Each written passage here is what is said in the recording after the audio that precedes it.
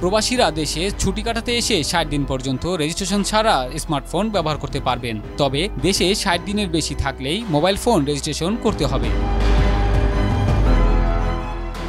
গত সোমবার সচিবালয়ের অফিস কক্ষে বৈধভাবে মোবাইল ফোন আমদানির শুল্ক হার কমানোর বিষয়ে এনবিআর, বাণিজ্য মন্ত্রণালয়, ডাক ও টেলিযোগাযোগ বিভাগ এবং বিটিআরসির মধ্যকার সভায় এই সিদ্ধান্ত হয়।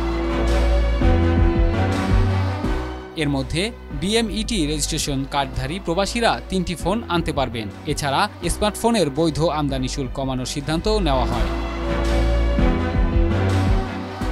সভা শেষে বিজ্ঞপ্তিতে বলা হয়, প্রবাসীদের যাদের বিএমইটি রেজিস্ট্রেশন কার্ড আছে তারা মোট 3টি ফোন সাথে আনতে পারবেন, অর্থাৎ নিজের ব্যবহারের হ্যান্ডসেটের অতিরিক্ত 2টি ফোন সাথে নিয়ে আসতে পারবেন। চতুর্থ ফোনের ক্ষেত্রে ট্যাক্স দিতে হবে। যাদের বিএমইটি কার্ড নেই তারা নিজের ব্যবহৃত ফোনের পাশাপাশি অতিরিক্ত একটি ফোন ট্যাক্স ছাড়া আনতে পারবেন। এক্ষেত্রে মোবাইল ক্রয়ের বৈধ কাগজটি সাথে রাখতে হবে।